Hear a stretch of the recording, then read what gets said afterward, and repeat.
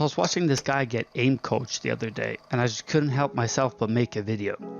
I think a lot of these aim coaches get it wrong. There's people out there who don't necessarily give out the wrong info, but info about how you can get better at the scenario and get better high score, to make it seem like you're actually improving when all you're doing is just cheesing it. And watching his tips really made me realize how much of a scam some of these people can be. I'm definitely not saying all of them just because I haven't seen that many. You don't always have to be right, or even my viewpoints might change or be wrong. But this guy was getting aim trained by a top 1 player, and it doesn't matter who, right? But this guy was coaching another guy on what I can only assume is to improve his aim, and he wanted to improve in the scenario bounce 180. So this guy gave him some tips, but what really stood out to me was him saying, shoot the bots as they're falling. Just a complete shock to me. How will this help the guy get better aim? You're not looking at his flaws, what he might be doing wrong or needs focusing on. Shoot the balls when they fall. Now fair enough, if some people want to improve their score in kovaaks, I'm all for it. But I know from asking and talking to you guys that 90% of kovaaks users are probably here to improve their aim. And breaking personal best is just an added touch. I just don't want you guys getting scammed. I mean, not everything I say works for everyone, and that's to be expected, but at least it's free. Before I tell you guys what I would have done, legit feel free to join my Discord, post any clips you want, and ask about improvement. There's a lot of talented people in there, and people are willing to help you out. Now, here's what I would have done.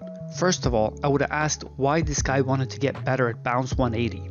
How would this benefit your aim and your weaknesses? This is important because we can save time on certain things we don't need or get trained by other scenarios. Then I would have actually looked at his aim. I would have looked for how are his flicks, over or under? Is the problem the tracking part, the clicking part, the flicking part? And I would have suggested relative scenarios to get better at those specific weaknesses, and so indirectly becoming better at bounce 180. And also very importantly, I would have looked at its accuracy to determine if he needs an easier or a harder version. Then I would have set up a playlist, and this is where it gets interesting.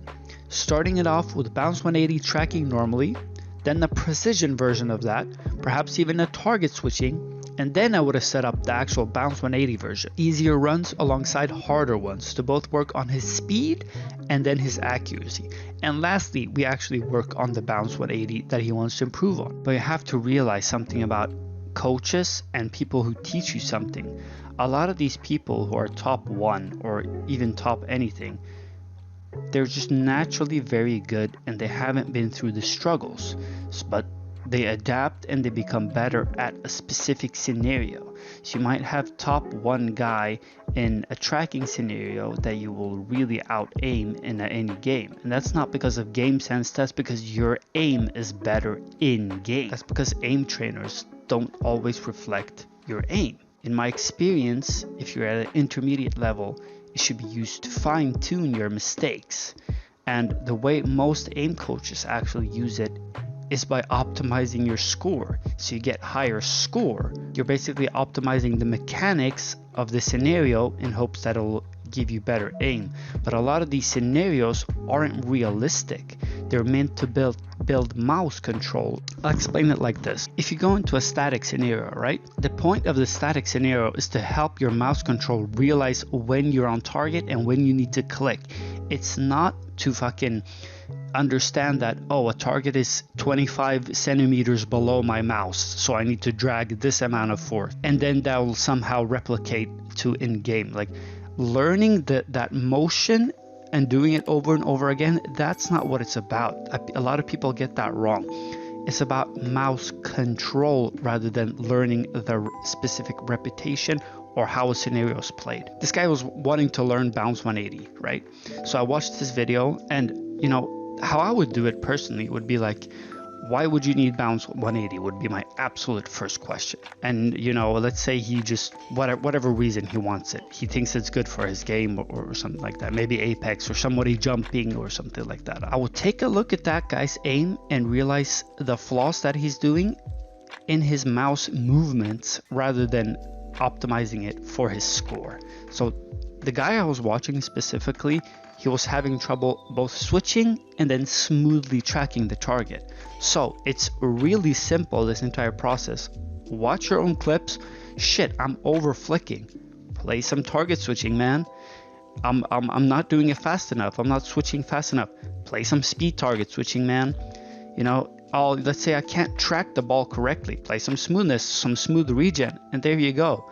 That's how you get better at the scenario, by improving your mouse control and your overall aim. It's not by optimizing the movements of the actual scenario. And I just don't want people to just think that higher scores is better than others. And I truthfully think all these aim coaches doing work, you could do all that work for yourself by just looking at your views, looking at your VODs, seeing like, oh shit, you know what, I have a tendency to, I can't track that well, you know what I mean? And the way you see if you didn't track your well or not, it's like, okay, I hit the flick, but the rest of the shots didn't hit, you know. It's really, really basic, and something anyone can do. Just watch your in-game gameplay. You don't need to spend however much money for some guy to tell you like, oh, when the bots are falling, that's when you should click, because that's how you get better aim. Like it doesn't work like that. And fuck it, you know, join my Discord, link your clips. I'll give you like some couple tips for free. I do that always to people in my Discord anyway, so anyone who asks is more than welcome to send in a clip or whatever. I'm down. You might say like something like 4banger's not a top aimer, you're not like the best guy out there or whatever, and that's absolutely fair. But I've always seen steady improvement in aim trainers, and that's something I am more proud about than actual high scores. I've always, if you go back and look at my older clips, they're a lot worse than my newer clips, and that's something I always strive for, is constant improvement, rather than just like some people like Shroud, they just pick up a mouse and they're like fucking, you know, 10 times better than anybody else, and that's how life is.